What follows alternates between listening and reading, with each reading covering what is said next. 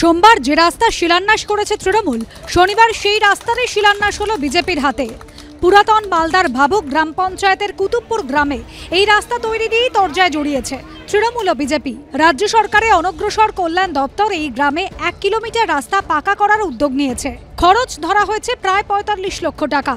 8ই জুলাই তৃণমূল পরিচালিত মালদা জেলা পরিষদের সদস্য নাইকি হাসদা এবং পুরাতন মালদা পঞ্চায়েত সমিতির প্রাক্তন সভানেত্রী মৃণালিনী মাইতি এই রাস্তার শিলান্যাস করেন।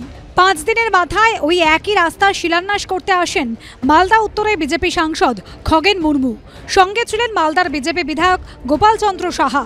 রাস্তার শিলান্যাস করতে গিয়ে গ্রামবাসীদের বিক্ষোভের মুখে পড়েন বিজেপি সাংসদ খগেন মুর্মু।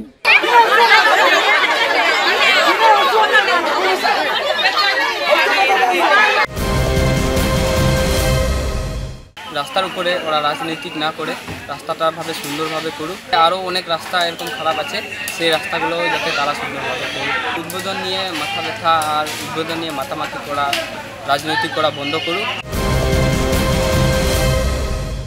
হাস্যকর বিষয়। পঞ্চায়েত সমিতির প্রাক্তন সভাপতি, ওনার কি সাংবিধানিক অধিকার আছে সেটা আমার জানা নাই। উনি কিভাবে রাস্তার শুভ সূচনা বা শিলান্যাস করেন সেটা আমার জানা নাই। বিজেপিরা তো এই অবধি কোনো কিছু কাজ করেন নাই। যে খগেন মুর্মু যে বছরে 5 কোটি টাকা পায়, সেই টাকা দিয়ে এলাকাটা উন্নয়ন করুক বা রাস্তাগুলো করুক। 5 বছরে 25 কোটি টাকা আপনি কোথায় কাজ করলেন? গ্রামবাসীরা না চাইলেও পুরাতন মালদায় রাস্তা তৈরি নিয়ে তৃণমূল এবং বিজেপির মধ্যে চাপানুতর অব্যাহত। করুণাময় সিংহের রিপোর্ট, এবিপি আনন্দ, মালদা।